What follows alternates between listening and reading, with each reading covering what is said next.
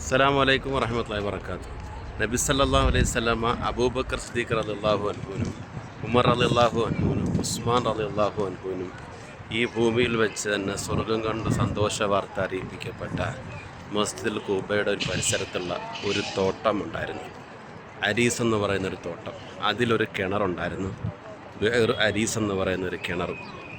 അതിൻ്റെ ഒരു കാഴ്ചകളും അതിനെ പറ്റിയുള്ള ഒരു ചരിത്രവുമാണ് ഇൻഷാ അല്ലാഹ് ഈ വീഡിയോയിൽ.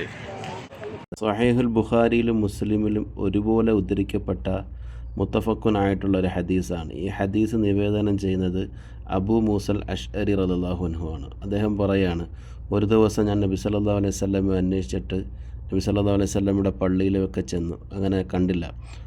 അവസാനം അന്വേഷിച്ച് കുബ്ബാ പള്ളിയുടെ ഈ കാണുന്ന കുബ്ബാ പള്ളിയുടെ പരിസരത്തുള്ള ഹരീസ് എന്നൊരു തോട്ടത്തിൽ നബി സല്ലല്ലാഹു അലൈഹി വസല്ലമ ഉള്ളതായിട്ട് ഞാൻ കണ്ടു.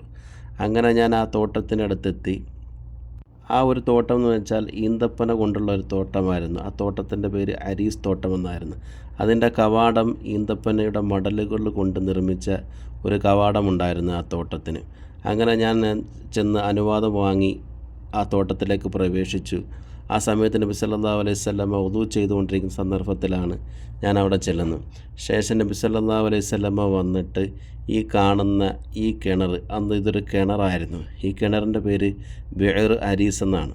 നബി സല്ലല്ലാഹു അലൈഹി വസല്ലമ വന്നിട്ട് ഈ കിണറിൻ്റെ മധ്യഭാഗത്തായിട്ട് നബി സല്ലല്ലാഹു അലൈഹി വസല്ലമയുടെ കണങ്കാൽ കാണുന്ന രീതിയിൽ കാല് താഴേക്ക് നീട്ടിയിട്ടുകൊണ്ട് നബി സല്ലല്ലാഹു അലൈഹി വസല്ലമ ഇരുന്നു. നബി സല്ലല്ലാഹു അലൈഹി വസല്ലമ ഈ കിണറിൻ്റെ ഈ ഭാഗത്ത് ഇരിക്കുന്ന സമയത്ത് ആരോ ഒരാൾ ആ തോട്ടത്തിൻ്റെ വാതിലിൽ മുട്ടുന്നതായിട്ട് ഞാൻ കേട്ടു.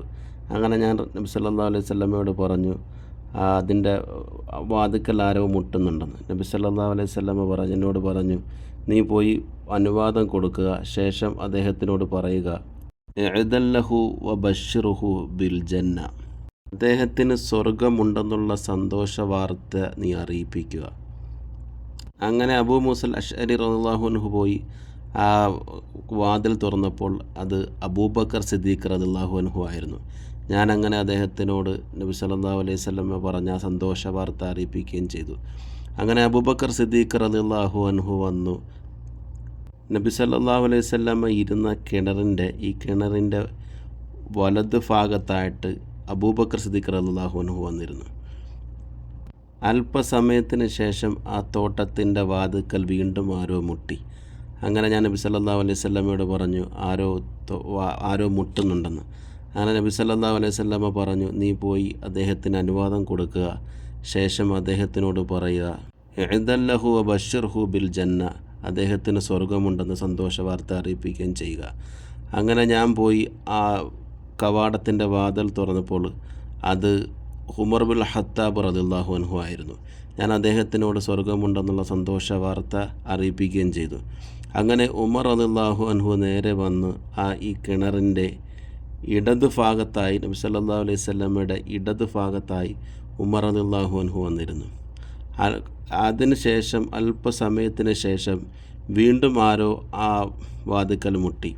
ഞാൻ ആ സമയം നബി സല്ലല്ലാഹു അലൈഹി വസല്ലമയോട് പറഞ്ഞു, ആരോ വാതിക്കൽ മുട്ടുന്നുണ്ടെന്ന്. നബി സല്ലല്ലാഹു അലൈഹി വസല്ലമ പറഞ്ഞു, നീ പോയി ആ വാതിൽ തുറക്കുക. ശേഷം അദ്ദേഹത്തിനോട് പറയുക, ഇഅ്ദല്ലഹു വബശ്ശിർഹു ബിൽ ജന്ന അലാ ബൽവാ തുസീബുഹു, സ്വർഗമുണ്ടെന്നുള്ള സന്തോഷ വാർത്ത അദ്ദേഹത്തെ അറിയിപ്പിക്കുകയും ചെയ്യുക. ശേഷം അദ്ദേഹത്തിനോട് പറയുക, വലിയൊരു പരീക്ഷണത്തിന് ശേഷം മാത്രമായിരിക്കും അതെന്ന് പറയുകയും ചെയ്യുക. അങ്ങനെ ഞാൻ ചെന്ന് ആ വാതിൽക്കൽ തുറന്നപ്പോൾ അത് ഉസ്മാൻ ബിൻ അഫ്ഫാൻ റളിയല്ലാഹു അൻഹു ആയിരുന്നു. ഞാൻ അദ്ദേഹത്തിനോട് പറഞ്ഞു, സ്വർഗമുണ്ടെന്നുള്ള സന്തോഷ വാർത്ത നബി സല്ലല്ലാഹു അലൈഹി വസല്ലമ അറിയിപ്പിക്കുന്നുണ്ട്. ശേഷം അതൊരു വലിയ പരീക്ഷണത്തിന് ശേഷമായിരിക്കുമെന്ന് പറയുന്നുണ്ട്. അങ്ങനെ ഉസ്മാൻ റളിയല്ലാഹു അൻഹു നേരെ വന്ന് ആ കിണറിൻ്റെ ആ ഭാഗത്തേക്ക് വന്നപ്പോൾ അവിടെ സ്ഥലമില്ലായിരുന്നു. അങ്ങനെ ഉസ്മാൻ റളിയല്ലാഹു അൻഹു അവരിയ്ക്കുന്നതിൻ്റെ നേരെ എതിർവശത്തുമായിട്ട് ഉസ്മാൻ റളിയല്ലാഹു അൻഹു വന്നിരിക്കുകയും ചെയ്തു. ഈ ഒരു ഹദീസ് വെച്ചുകൊണ്ട് പ്രശസ്തനായ ഹദീസ് പണ്ഡിതന് സഈദ് ബിൻ മുസൈബ് റളിയല്ലാഹു അൻഹു പറയുന്നു, ഈ ഒരു സംഭവം യഥാർത്ഥത്തിൽ രണ്ട് കാര്യങ്ങളെയാണ് കാണിച്ചു തരുന്നത്. ഒന്നാമത്തെ കാര്യം എന്ന് വെച്ചാൽ നബി സല്ലല്ലാഹു അലൈഹി വസല്ലമയ്ക്ക് ശേഷമുള്ള ഖിലാഫത്തിൻ്റെ ആ ഒരു സ്ഥാനമാണ്. ആദ്യം അബൂബക്കർ സിദ്ദീഖ് റളിയല്ലാഹു അൻഹു, പിന്നെ ഉമർ റളിയല്ലാഹു അൻഹു, പിന്നെ ഉസ്മാൻ റളിയല്ലാഹു അൻഹു. ആ ഒരു രീതിയിലാണ് ഇത് പറയുന്നത്. അതോടൊപ്പം തന്നെ അവരുടെ ഖബറിൻ്റെ സ്ഥാനവും ഈ ഒരു ഹദീസിൽ പറയുന്നുണ്ട്.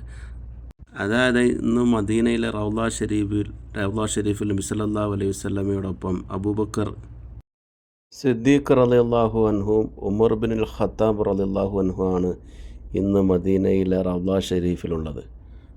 അതേ സ്ഥാനത്ത് ഉസ്മാൻ ബിൻ അഫ്ഫാൻ റളിയല്ലാഹു അൻഹുവിൻ്റെ ഖബർസ്ഥാൻ ഉള്ളത് ജന്നത്തുൽ ബഖീഇലാണ്. അന്ന് ജന്നത്തുൽ ബഖീഇലല്ലായിരുന്നു.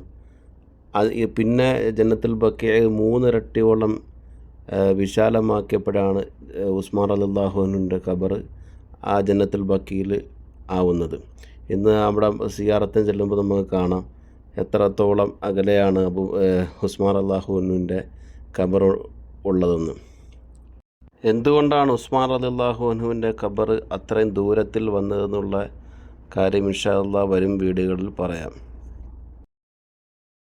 അപ്പോൾ ഇത്രയേ ഉള്ളൂ ഇന്നത്തെ വീഡിയോ. ഇൻഷാ അല്ലാഹ് പുതിയൊരു വീഡിയോയുമായി വീണ്ടും കാണാം. അസ്സലാമു അലൈക്കും വറഹ്മത്തുള്ളാഹി.